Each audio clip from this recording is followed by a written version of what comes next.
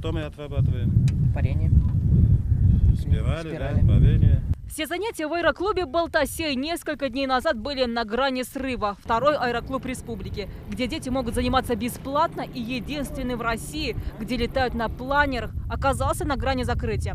Рев моторов прервала прокурорская проверка. Прокурор привлек санэпидемстанцию, МЧС, Роспотребнадзор. Ведомства на территорию аэроклуба пришли после инцидента с детьми. Андрей Гришин и Данил Фадеев и еще двое ребят из аэроклуба были задержаны за курение в общественном месте. Ученики утверждают обратное. Когда они подошли, у нас ничего в руках не было.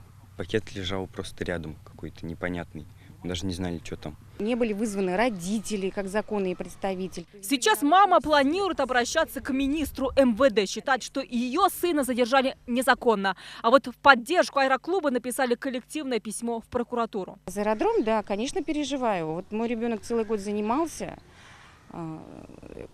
учился всему, вот что должны знать, например, взрослые пилоты. В свою очередь прокурор Балтасинского района уверяет, оснований для проверки было достаточно. В момент проверки я сам выехал в аэродром. Каких-либо документов на детей не было. Нам был дан ответ, что все документы находятся в городе Казани. Каким образом они доставлены, в каких автобусах, лицензированы, не лицензированы. То есть нам это тоже ответ не был предоставлен. Он отдален от самой Казани, от мегаполиса. То есть мы никому не мешаем, по большому счету. И я не знаю уже здесь, чем ребятам заниматься еще.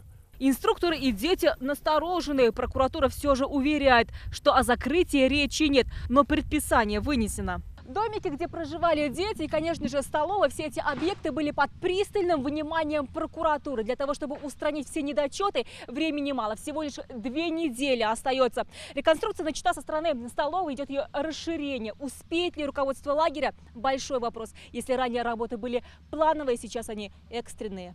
В случае, если эти нарушения не устраняются, то есть я думаю, что тут уже работа службы судебных приставов, они будут решать вопрос о закрытии. Сейчас, если мы остановимся еще и на устранении вот этих всех замечаний, которые мы не можем не устранять, то ребята, каникулы кончатся, лето кончится, пойдут не долетавшие. Ключевой вопрос и с лицензией. Для ее обновления пакет документов направлен в Министерство образования. Лагерь сейчас продолжает работать. Ребята летают. Сможет ли аэродром перелететь 50-летний рубеж? За свои крылья летчики продолжают бороться.